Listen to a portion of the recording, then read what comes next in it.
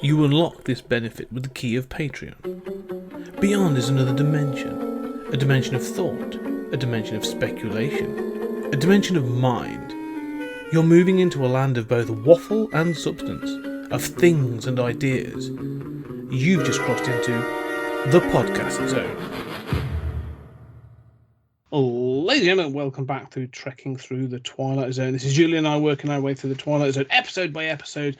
And we are up to Season 2, Episode Static. We're going to be joining another nostalgic trip to a better time, to when music was music and radio presenters were truly radio presenters, the 1930s, apparently. Yes, in Static, we go to a boarding house, which I'm actually going to say, I want to talk about that. I'm fascinated by this idea of a 60s boarding house. And we meet a gentleman who is disparaging of television. He finds it's a bit of, he would definitely fit in with this idea of it being the idiot box, as he watches the rest of the people that live in this boarding house watching Gunsmoke or whatever it is that's on. Mm-hmm. He then finds his old classic radio, a large radio set from the 30s. I think it said 1936, possibly. And when he tunes it in, he is actually able to connect with the year in which he listened to it last. 1940 is when he's connecting with, and he's listening to music and broadcast from the time, but only when he is alone. Nobody else can hear them. Eventually, well, no, let's not get to eventually. We'll deal with the ending when we get to it. But Static, what were your thoughts on this episode? I don't like this episode. Oh, okay. There's a core here that I like of the sort of dealing with nostalgia. I thought you were going to say, he remembers a better time when superheroes weren't political. Yeah. We all have nostalgia for, the media that we grew up on. Mm-hmm. In my case, we like 80s and 90s stuff. And, we remember, those channels and, it was like Saturday morning cartoons, yes. But they weren't that great. I mean, but anyway, our culture has a problem with nostalgia, right? Mm-hmm. Now much more than then. And I do like the idea of, using that in an earlier era of the transition of technologies, right? Because we all remember, talkies killed silent films. We all remember, streaming killed, mainstream television. Everything changes. CDs, VHS, Laserdisc. I mean, we've been through a lot of technological change. So this is an earlier era. And even back then, they were saying, it was better. We used to have these great radio plays. And, you heard the great bands live. And so I like the premise, but I don't think really anything else works. Oh, okay. That's interesting. I'm not massive on this episode, but I kind of liked some of the ideas in it. I actually like the kind of idea as to why he's going back. I mean, it's a bit smart as we get to it, but like finding that radio, and he sort of starts to tune it in. And it's clearly, I mean, this episode is clearly about this idea of sort of like lost chances, but like when things were better. Like, initially he is harping on about television, and everyone's just sort of like, because he's playing checkers with this professor guy, and he's sort of distracted. For at one point he moves the wrong piece, and then he does it, and it's just then he sort of takes all of them. And he's like, well, what's the point in playing this if you're gonna, if you just sat watching the television? And so there's a frustration in that sort of like, it's at first I thought it was going to go a different way. It feels like it's it's just killed conversation and all that kind of stuff. But then it's sort of when they introduce the radio, it seems to be a lot more about it. This is obviously a wider thing. That sort of thing on a television feels like a tip of the iceberg kind of thing. Where like, this is a guy. I had to check as well because they refer to him as an old man. And I was like, stuck in his ways and all this other stuff. And obviously, aging is different in the 60s as it is how it is now. And so this guy's in his 50s. I think he's 50. I think he's 54, and the woman who plays Vinny is like 52. So they are in their 50s. But he's been there for like the last 20 years. Like, you know, he says, like, you know, he was due to propose to her sort of like 20 years ago, which is interesting because it means he's still been in his 30s and she'd have still been 32, which is sort of like spinster age by in the 40s. I mean, you know, even that in itself, like bloody, you know, anyway, times change. But it's clear that there's more of a bitterness there, that like this is a much wider thing. And I kind of like that this sort of radio becomes a sort of a focal point for his life bitterness.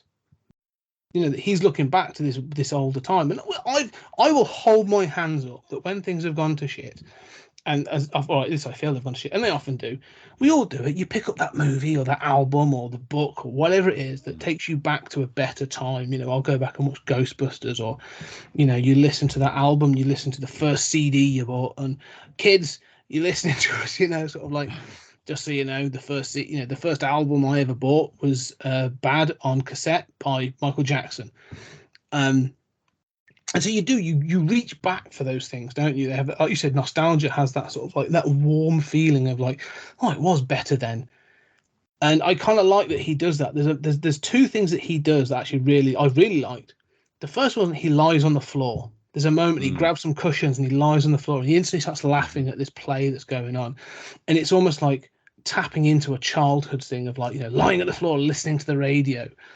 And, you know, these things of sort of like how he engages with it spoke to me a little bit, where I was like, you know, other people, I know people that sort of play, still have an N64 and go, like, yeah, I'm going to go play GoldenEye, or, you know, I don't think they'll claim it's a better, you know, oh yeah, the N64 is a much better console. I don't think everyone claims that, but like there's still that touch point of going like, GoldenEye on the N64 is a milestone game.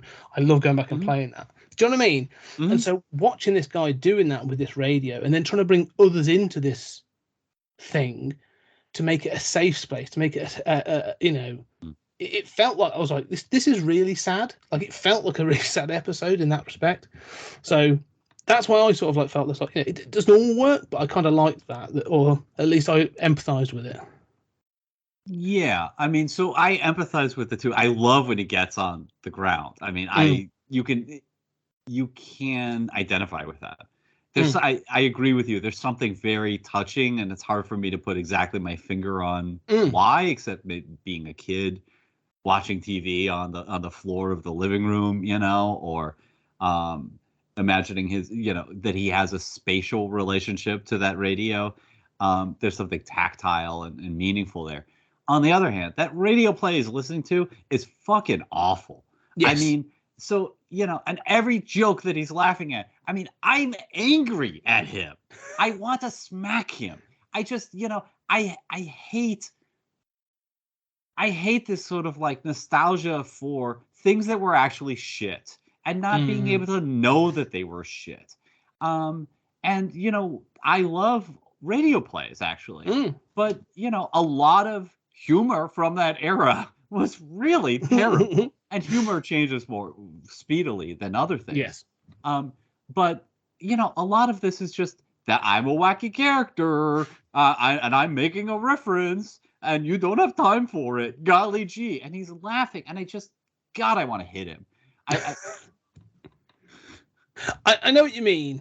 The content isn't great. I sort of gave that a pass because of the era. Like, we're watching something that's 60 years old. And then he's listening to something that's a further 20 years old. So you're looking at something that's 80 years old, 80 years removed from the, you know, the day we're recording this. And so I get what you're saying, but I'm like, I'm going to let that slide because, you know, as you say, humors and tastes and styles change. But I love music from that period. I have gone back and found a lot of music from the teens and the 20s. I love that shit. You know, it's fantastic. Not all of it is aged poorly. No. But I also think, and maybe this is like sort of how I read it, was like that reaction of his wasn't authentic. because I don't think he would have reacted in that way, even the first time he heard it. That overreaction is almost like a, because it's just when he does that, I think Vinny and the professor have just left the room. Mm-hmm. It feels like an over exaggeration to say, no, I am enjoying this, and it's important to me, and I am gonna make damn sure that I enjoy this. And so it felt a bit like that. That like the laughter wasn't. I took it as like the laughter wasn't 100% authentic. Like he probably did find it funny, but it's more like, oh, this is, you sort of you laugh that a little bit too hard, or you laugh, you respond that a little bit too exuberantly. Or it's the nostalgia that makes it better. Yeah, but I think he's trying to prove a point, even to himself, that like this is better. No, I mean, I think it's well acted there. I see what you're saying. I kind of got shades of that, but I mean, you made a point about how they're not really that old. I mean, this is the equivalent of like in 10 years, your child or people I know of who are younger confronting us and us just like putting on a VHS tape of the animated Karate Kid and going, dude, that's awesome. No, it was shit then, and it's shit now.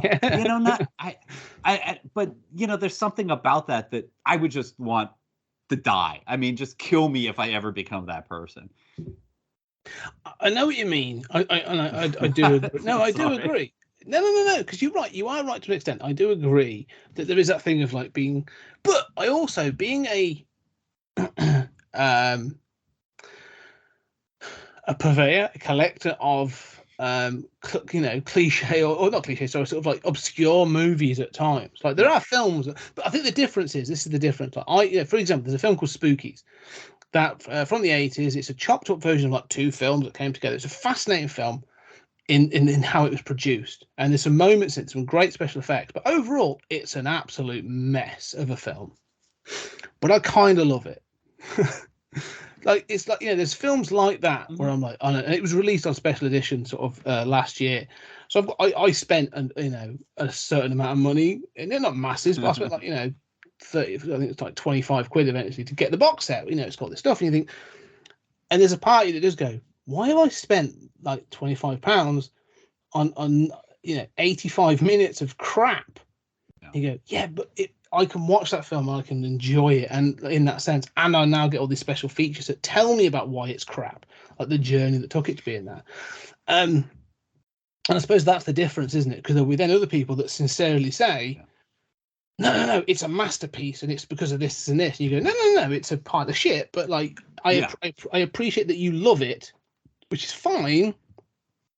But at least acknowledge its place. Like it's not up there with The Godfather or sort of, other films that are truly masterful. So I suppose you're right, but there is that place, I think, for nostalgia, at least for an individual's childhood. Yeah. No, I mean, I understand, and I know I'm being a little harsh, but I mean, like you said, at least in that case, it wasn't great. I mean, I watched a lot of stuff that wasn't great, and I do think that there is this deeper connection, with the wife, and this that the song he keeps hearing, on the radio is the song that used to play as he was romancing her 20 years ago when they were young, and he felt vital. And I do think that I don't know how much that plays a part in all nostalgia, but it certainly plays a part in some, people remembering, well, when I was young and carefree, which we were, of a certain generation where we got into trouble and it wasn't all carefree. But people romanticize the past. And I certainly, it's tough getting older. You and I are old enough that we're aware it hurts. Yeah.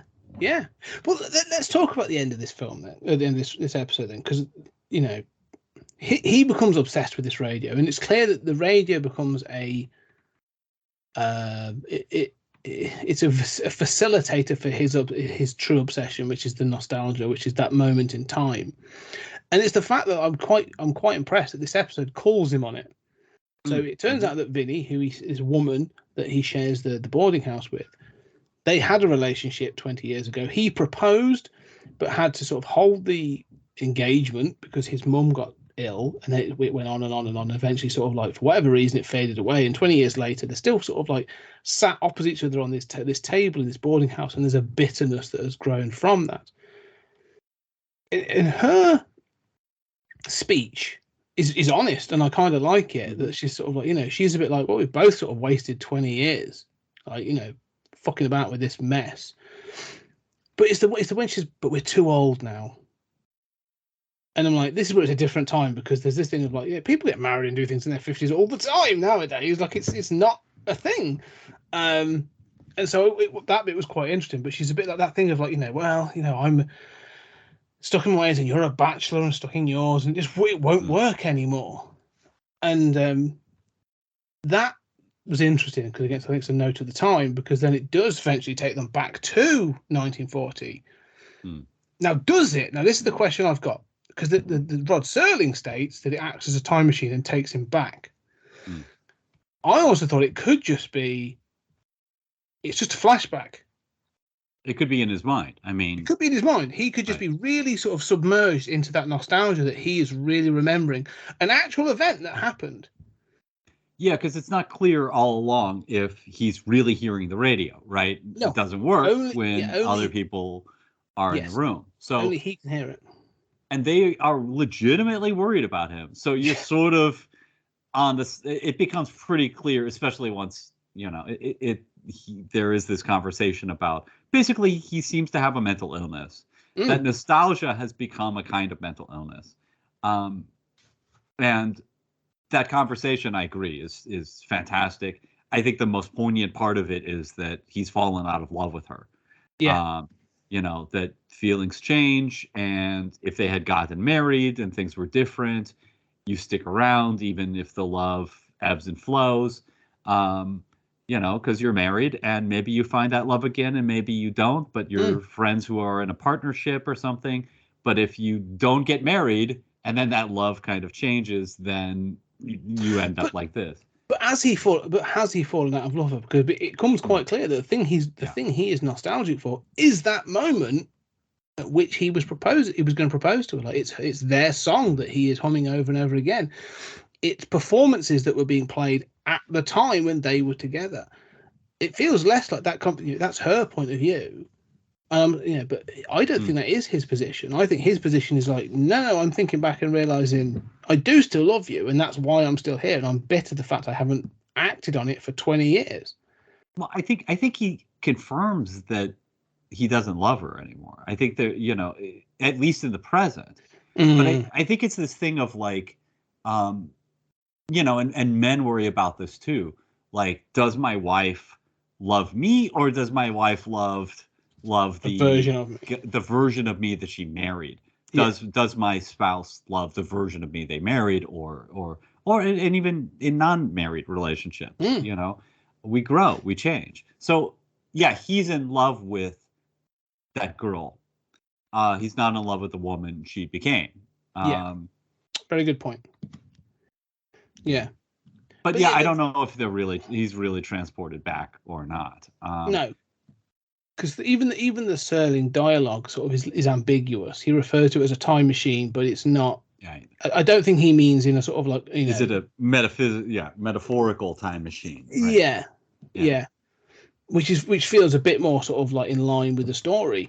And so that scene you see where they're younger versions of themselves at the end, I don't think it is them going back in time. I think that is just a flashback of, actually, this happened in 1940. This is before it all went wrong.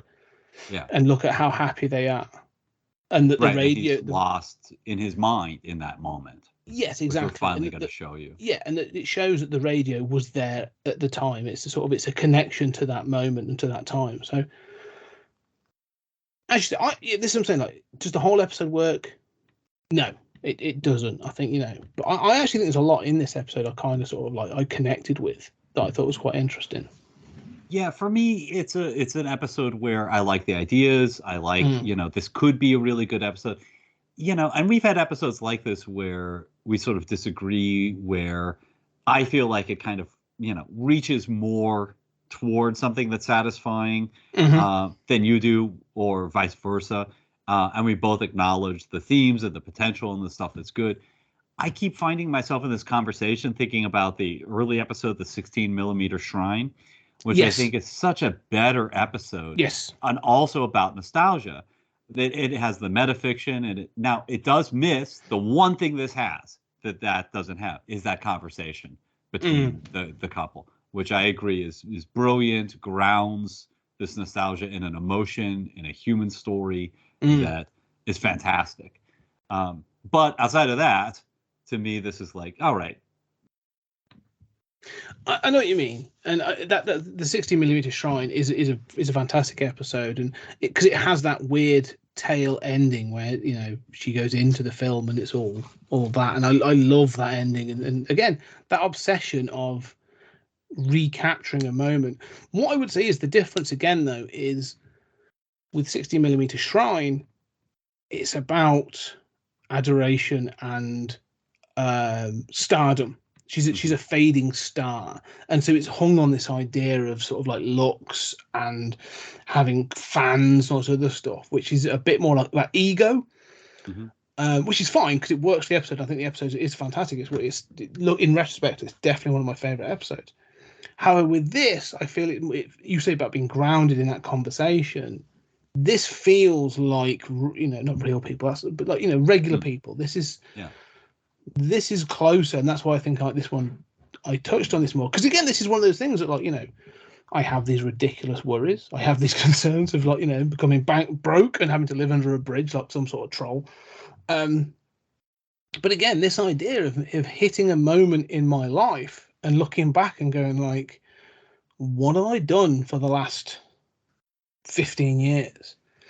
I don't think I have that. I think, I'm doing things like, we said about doing things like the podcast and doing this and the books we're trying to work on, and all these other things like that's filling that gap. And, I've got a family, I've got a kid.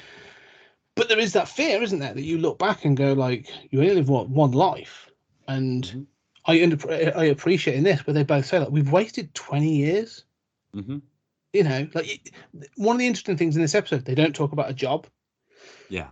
There's no things of like, you work through this job and you've retired, or, but I achieved this other thing. There's nothing. Like this 20 years feels like a blank of just existing.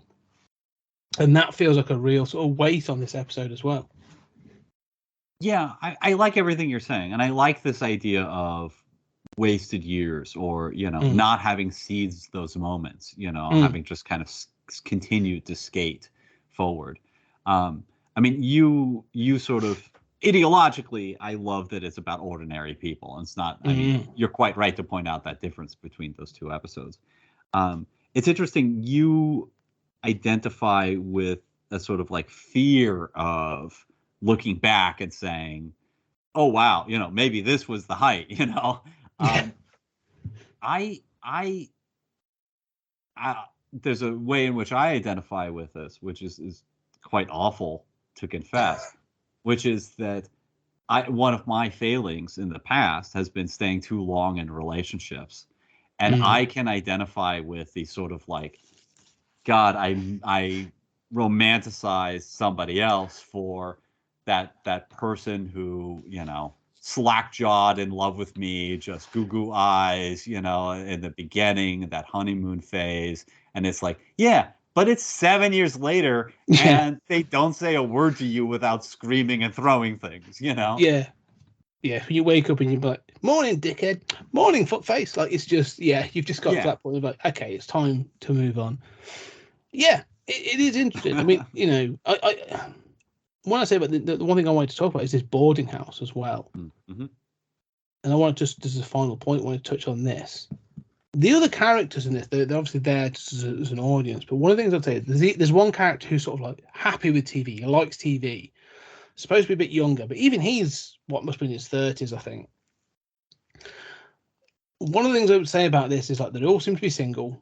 There's one intellectual or academic in the shape of the professor, but you don't understand what that means. Like, what's he an academic in? It's very sort of like nebulous. It doesn't really matter.